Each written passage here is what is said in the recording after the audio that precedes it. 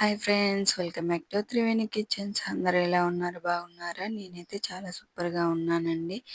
నా వీడియో కనుక మీరు ఫస్ట్ టైం చూసినట్టయితే లైక్ చేయండి, షేర్ చేయండి, సబ్స్క్రైబ్ చేయండి. మా దగ్గర అయితే నెయ్యి కేజీ 1000 ఉందండి. మీ దగ్గర ఎంతో కామెంట్ చేయండి. ఇప్పుడైతే వీడియోలోకి వెళ్ళిపోదాం. ఇగో నేను 20 డేస్కి ఇంత మీగడ తీసానండి. నాకు 3 బౌల్స్ అయింది. ఇలా మిక్సీ జార్లోకి వేసుకోవాలండి. ఇలా వేసుకున్న దాన్ని ఒకసారి తిప్పుకోవాలి. ఒక 2 మినిట్స్ తిప్పాలండి. తిప్పడం వల్ల మంచిగా గట్టిగా అవుతుంది. ఇగో చూడండి, ఇలా అవుతుంది. ఇప్పుడు కొన్ని వాటర్ పోసుకోవాలండి. ఇందులో మరీ ఎక్కువ వాటర్ పోయొద్దండి, కొన్ని వాటర్ పోసుకోవాలి. మీగడ అనేది ఎక్కువ ఉండాలి, వాటర్ అనేది తక్కువ క్వాంటిటీలో ఉండాలండి. ఇలా వాటర్ పోసుకున్నాక మిక్సీ పట్టుకోవాలండి ఒక 5 మినిట్స్ దాకా. తిప్పినాక ఆఫ్ చేసి చూడండి ఎలా ఉందో. ఇప్పుడు కొన్ని వాటర్ పోస్తే మీ వెన్న అనేది పైకి తేలుతుందండి. ఇదిగో చూడండి, మీకు ఇప్పుడు చూపిస్తున్నాను. ఇలా ఒక గిన్నెలోకి పోసుకోవాలండి. ఇప్పుడు మళ్ళీ ఇంకా కొంచెం ఉంది కదా, అది కూడా పట్టేద్దామండి. ఇప్పుడు ఇదిగో పట్టానండి, చూడండి వెన్న అనేది పైకి తేలింది. ఇలా అందే గిన్నెలోకి పోసుకోవాలండి. ఇలా మిక్సీ పట్టిన మొత్తం అందులో పోసుకోవాలండి. ఇలా పోసుకున్న తర్వాత ఇలా ఒకసారి స్పీడ్గా ఊపేసేయండి. ఇలా ఊపితే అనేది వెన్న అనేది పైకి తేలుతుంది. ఇదిగో చూడండి, ఇలా వెన్న అనేది పైకి తేలుతుంది. ఇలా కొన్ని వాటర్ పోసుకుంటూ తీసుకోవాలండి వెన్నని. ఇలా మొత్తం తీసుకోవాలండి. మనం వేడి చేసుకునే గిన్నెలోకి వేసుకోవాలి. కొంచెం మందపాటి గిన్నె తీసుకోండి వెన్నని వేడి చేయడానికి, లేదంటే మాడిపోతుంది. ఇలా మొత్తం నీట్గా తీసుకోవాలి. తీసుకొని ఇప్పుడు ఈ వెన్నని కూల్ వాటర్తో కడగాలండి. కూల్ వాటర్ వల్ల వెన్న అనేది గట్టిపడుతుంది. గట్టిగా అయ్యి మంచిగా స్మెల్ లేకోకుండా మంచిగా ఉంటుంది. ఇలా మొత్తం కలుపుతూ కడగాలండి. ఇలా కడిగిన వాటిని పడపోసేయండి.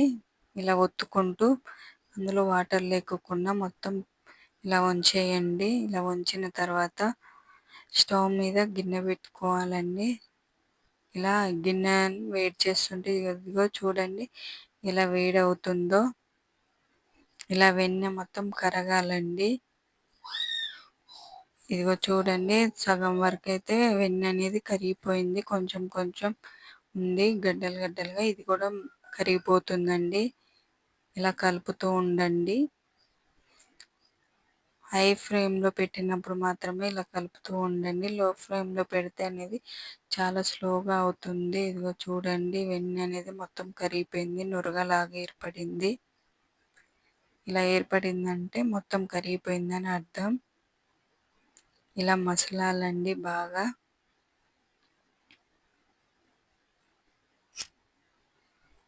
ఇక మసిలిన తర్వాత ఇలా అవుతుంది. ఇంకా కొంచెం మసలాలి. ఇలా మసులుతున్నప్పుడు కొన్ని మెంతులు వేయండి. ఇలా మెంతులు వేయడం వల్ల నెయ్యి స్మెల్ అనేది బాగుంటుంది, ఫ్లేవర్ బాగా వస్తుందండి. నెయ్యి ఖరాబ్ కాకుండా ఎన్ని డేస్ అయినా ఉంటుంది మనకి.